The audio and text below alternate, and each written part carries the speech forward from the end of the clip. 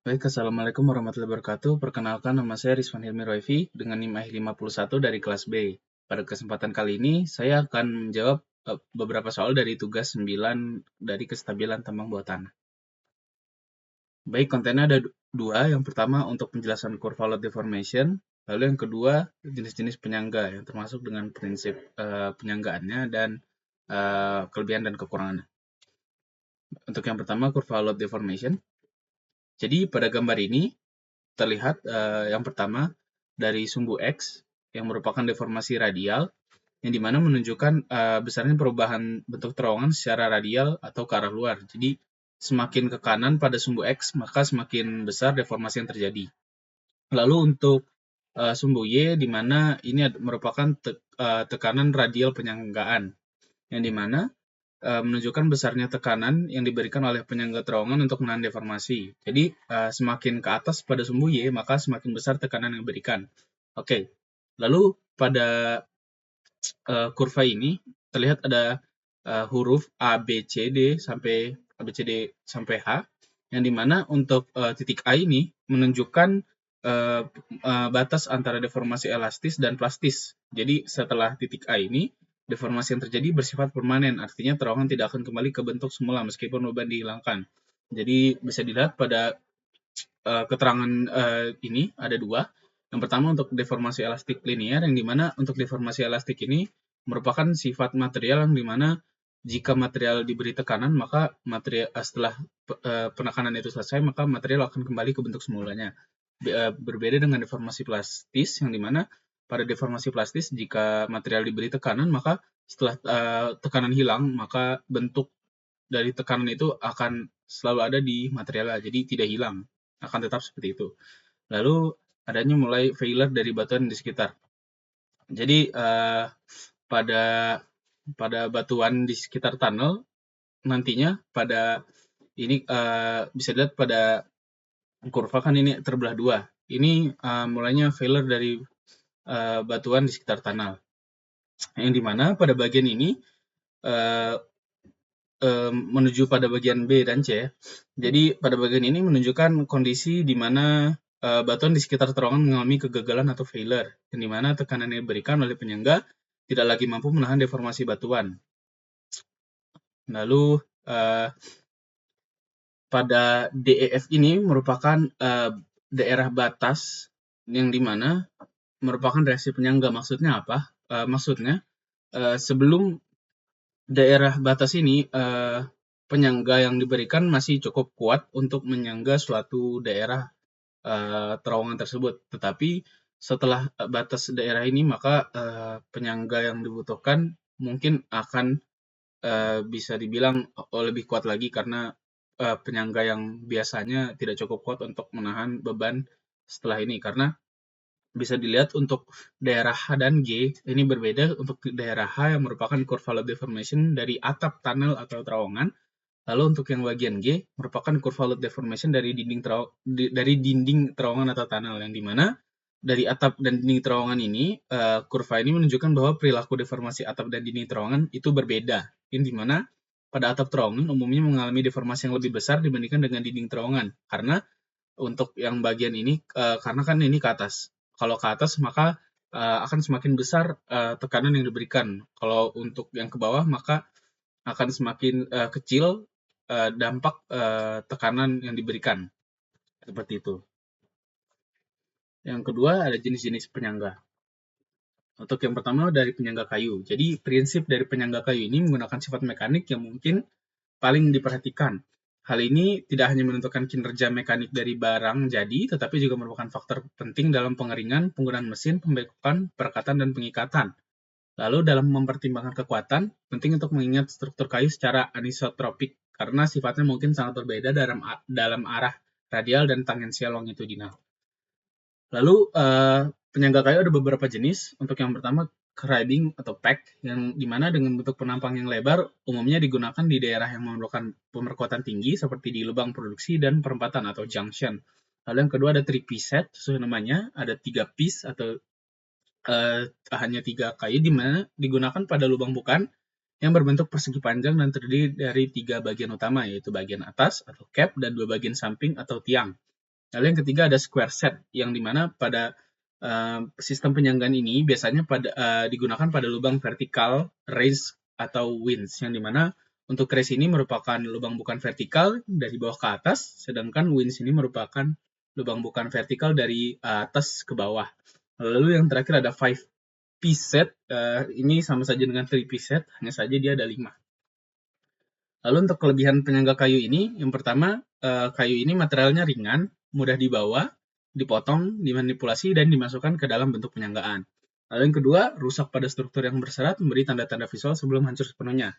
Jadi untuk penyangga kayu ini, biasanya kayu itu jika akan rusak atau crack, biasanya di badan-badan kayu nantinya akan ada retakan yang dimana itu merupakan tanda-tanda visual sebelum kayu ini akan hancur. Jadi gampangnya itu. Lalu potongan kayu yang patah dapat digunakan kembali untuk wedge sebagai tambalan dan sebagainya. Jadi kayu yang patah tadi, yang memberikan tanda-tanda tadi yang sudah patah, nantinya akan digunakan kembali sebagai penyangga untuk wedge gitu. Lalu untuk kekurangannya, tentu saja untuk penyangga kayu ini mudah terserang hama, lalu mudah mengalami pembusukan, mudah terbakar karena posisinya dia material kayu, lalu perawatan yang lebih intensif karena kayu ini yang tadi mudah terserang hama, lalu mudah terbakar sekali lagi. Lalu yang kedua ada penyangga besi, baja, yang dimana sistem penyanggaan ini dirancang untuk mendukung masa batan di sekitar lubang bukaan, mencegah keruntuhan dan mengendalikan deformasi. Ada 2 penyangga besi baja ini. Yang pertama 2-piece arc dan 3-piece arc, yang dimana bentuknya seperti busur dan umumnya ini digunakan pada daerah lubang-lubang utama. Kadang dikombinasikan dengan kayu atau dapat juga dikombinasikan dengan beton. Lalu yang kedua ada roll steel joist, yang dimana pada penyanggaan besi baja ini dipasang untuk lubang yang bentuknya 4 persegi panjang dan digunakan di daerah lubang-lubang produksi. Untuk beberapa alasan, metode ini kadang dikombinasikan dengan kayu atau beton. Lalu untuk kelebihan penyangga besi dan baja ini, yang pertama homogen dan mempunyai sifat yang elastisitas yang tinggi. Jadi dapat diubah-ubah seperti itu. Lalu tidak dipengaruhi oleh kelembaban, jadi aman. Lalu lebih tahan lama dibanding penyangga kayu karena material dari besi tentu saja. Jadi umurnya lebih panjang. Lalu mempunyai modulus elastisitas atau E yang besar sehingga deformasi yang diakibatkan oleh beban menjadi kecil. Tentu saja karena dari modulus besi baja itu sendiri yang mempunyai modulus yang lumayan besar. Lalu kekurangannya hanya satu, yang dimana harganya yang cukup tidak affordable karena mahal. Lalu yang ketiga ada penyangga beton, yang dimana beton merupakan campuran antara semen, pasir, dan air yang kadang-kadang ditambah dengan CaCl2 atau kalsium klorida yang berfungsi sebagai pemercepat waktu pengerasan atau curing time. Yang dimana penyangga beton ini mempunyai kelebihan mempunyai kuat tekan yang tinggi. Jadi UCS atau kuat tekan inisialnya itu tinggi. Jadi penekanan dari atas bawah itu sangat tinggi kuatnya. Lalu tahan terhadap pengaruh cuaca dan bahan-bahannya yang mudah didapatkan. Lalu kekurangan penyangga beton ini, jadi kuat tariknya rendah. Tadi kan kuat tekannya tinggi, UCS tinggi. Sekarang kuat tariknya rendah, yang dimana ini Brazilian testnya berarti rendah. Yang dimana lalu dapat hancur tiba-tiba tanpa ada tanda-tanda. Ini merupakan sifat dari brittle, yang dimana hancur tiba-tiba, jadi tidak ada reaksi apapun, tidak ada tanda-tanda apapun, nanti langsung hancur gitu. Lalu hancuran beton tidak dapat digunakan lagi. Untuk yang kayu tadi kan dapat digunakan lagi hancurannya. Untuk yang beton ini tidak dapat digunakan lagi hancurannya. Jadi hanya sebagai buangan. Lalu selanjutnya ada penyangga beton tembak atau shotcrete. Yang dimana shotcrete ini untuk mengatasi kuat tarik yang rendah, jadi beton ini dipasang tulangan baja yang ditanam di dalam konstruksi beton sehingga membentuk suatu kesatuan yang disebut beton bertulang atau reinforced concrete, yang dimana kelas beton bertulang dibagi menjadi 2. Yang pertama ada selimut beton, yang kedua ada beton tembak. Lalu untuk kelebihan dari shotcrete ini sendiri, yang pertama proses penyemprotannya itu relatif cepat dibanding dengan metode konvensional lainnya, karena shotcrete ini dilakukan dengan cara ditembak gitu, cairan betonnya di dalam di dalam struktur, di dalam terowongan. Lalu dapat diaplikasikan pada berbagai bentuk permukaan dan kondisi geologi. Karena dia disemprot, maka akan dapat masuk ke sela-sela bagian struktur geologis gitu. Lalu dapat mencapai area yang sulit dijangkau yang saya tadi jelaskan, karena dia dengan cara ditembak dimasukkan, jadinya akan lebih fleksibel untuk shotcrete ini sendiri untuk masuk ke dalam struktur geologi dan mengeras di situ. Lalu kekurangannya untuk shotcrete ini sendiri, kualitasnya ini tergantung pada keahlian operator. Jadi perlu operator yang ahli untuk pemasangan shotcrete ini sendiri. Lalu rentan terhadap retak karena materialnya beton, karena dari beton yang brittle tadi. Lalu biayanya relatif tinggi dan sulit diperbaiki jika rusak karena itu kan di dalam gitu masuknya.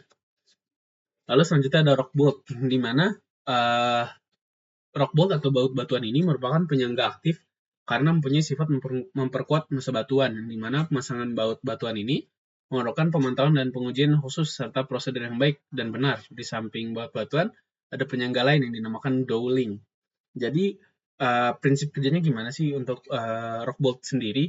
Untuk yang pertama, melakukan pemboran yang dimana lubang bor ini nantinya akan dibuat pada batuan sesuai dengan desain yang telah ditentukan. Jadi bisa lihat pada gambar, ini merupakan proses pemboran yang dilakukan untuk memasangkan baut batuan atau rock bolt itu.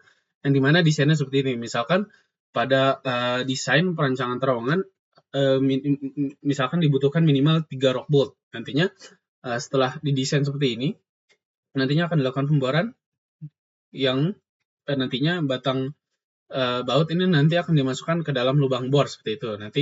Nanti di dalam sini itu ada baut batuannya, nanti akan ditancap ke atas seperti itu. Yang dimana batang baut ini nantinya akan dikencangkan sehingga ujung jangkar, anchor pada bagian belakang lubang bor mengembang dan mengikat batuan dengan kuat. Nantinya akan jadi seperti ini. Seperti ini. Seperti itu. Lalu kelebihan dari rock bolt ini yang pertama sangat efektif dalam menstabilkan massa batuan yang retak atau longgar. Lalu yang kedua dapat diterapkan pada berbagai jenis batuan dan kondisi geologi karena tadi untuk memperkuat massa batuan gunanya karena dia penyangga aktif. Lalu proses pemasangan relatif mudah dan dapat dilakukan dengan peralatan yang sederhana. Lalu kekurangan dari rock bolt ini jadi ketergantungan pada kualitas batuan. Jadi tergantung batuan apa yang akan disanggah karena tidak semua batuan itu dapat disanggah dengan rock bolt ini. Lalu pemasangan membutuhkan keahlian tentu saja karena orang awam tidak bisa menggunakan tidak bisa menyangga dengan rock bolt ini, lalu tidak efektif untuk beban yang dinamis karena sekali lagi rock bolt hanya bisa beban yang statis saja yang diam gitu. Lalu selanjutnya ada wire mesh, yang dimana wire mesh ini disebut juga anyaman kawat yang terbuat dari baja. Ada dua macam. Yang pertama ada chain link mesh, yang dimana berguna untuk menahan fragmen batuan yang akan lepas. Lalu ada weld mesh, yang dimana berguna untuk memperkuat beton tembak. Yang tadi, shotcrete, yang terdiri dari kawat baja yang dilas pada setiap perpotongan berbentuk persegi. Untuk kelebihan wire mesh ini sendiri, yang pertama peningkatan kekuatan tarik beton. Lalu yang kedua mencegah terjadinya retak. Yang ketiga distribusi bebannya itu merata. Yang keempat pemasangannya itu mudah. Yang kelima harganya terjangkau. Lalu untuk kekurangan wire mesh ini sendiri, yang pertama kekuatan tekan yang dihasilkan itu lebih rendah. Lalu keterbatasan penggunaan dan rentan untuk berkarat karena bahannya dari besi. Lalu selanjutnya ada hydraulic prop, yang dimana ini merupakan tiang penyangga yang pada dasarnya terdiri dari dua silinder, di mana silinder yang satu bergerak di dalam silinder yang lainnya dengan mekanisme penggunaan sistem hidrolik. Penyangga ini umumnya digunakan untuk penyangga sementara pada lubang-lubang produksi, lubang bukaan untuk pelayanan penambangan. Jadi bisa dilihat pada gambar, ya itu gambar hydraulic prop. Yang dimana kelebihan dari hydraulic prop ini, yang pertama kapasitas bebannya tinggi, lalu yang kedua pengaturan tinggi yang presisi, lalu yang ketiga gerakannya cepat dan mudah. Lalu untuk kekurangan hydraulic prop ini sendiri, yang pertama ketergantungannya pada sumber daya. Jadi lalu yang kedua biaya yang tidak sedikit, lalu yang ketiga kerusakan akibat kebocoran, lalu yang keempat kompleksitas karena hydraulic prop ini mempunyai sistem yang sangat kompleks, yang rumit. Lalu yang terakhir ada power roof support atau PRS, yang dimana PRS ini adalah suatu bentuk penyangga yang diterapkan di suatu tambang batu bara di penambangan longwall. Penyangga ini tidak hanya berfungsi menyangga atap, tapi juga berfungsi untuk mendorong konveyor bergerak maju dengan tenaga hydraulik. Untuk kelebihan dari PRS ini sendiri, yang pertama kapasitas bebannya itu tinggi. Lalu yang kedua pengaturannya itu otomatis, jadi tidak memerlukan perhitungan manual. Gitu. Lalu yang ketiga dilengkapi dengan berbagai fitur keamanan seperti sensor tekanan, limit switch, dan sistem alarm untuk mencegah terjadinya kecelakaan. Lalu yang keempat dirancang dan disesuaikan dengan berbagai kondisi tambang. Nah, untuk kekurangannya sendiri untuk PRS ini biaya investasinya cukup tinggi. Yang kedua perawatannya itu cukup kompleks karena dia canggih ya PRS ini. Lalu yang ketiga ketergantungan pada sumber daya sekali lagi. Lalu yang keempat kerusakannya ini dapat menyebabkan henti produksi karena bisa dilihat sebelumnya. Jadi conveyor ini dapat mendorong conveyor bergerak maju dengan tenaga hidrolik. Jadi kalau ini rusak, jadi produksinya itu berhenti. Lalu yang terakhir adalah keterampilan operator, tentu saja karena PRS ini cukup canggih ya, jadi uh, harus dengan operator yang ahli juga. Baik, berikut adalah daftar pustaka dan beberapa sumber yang saya gunakan untuk menyelesaikan presentasi kali ini. Kurang lebihnya mohon maaf. Wassalamualaikum warahmatullahi wabarakatuh.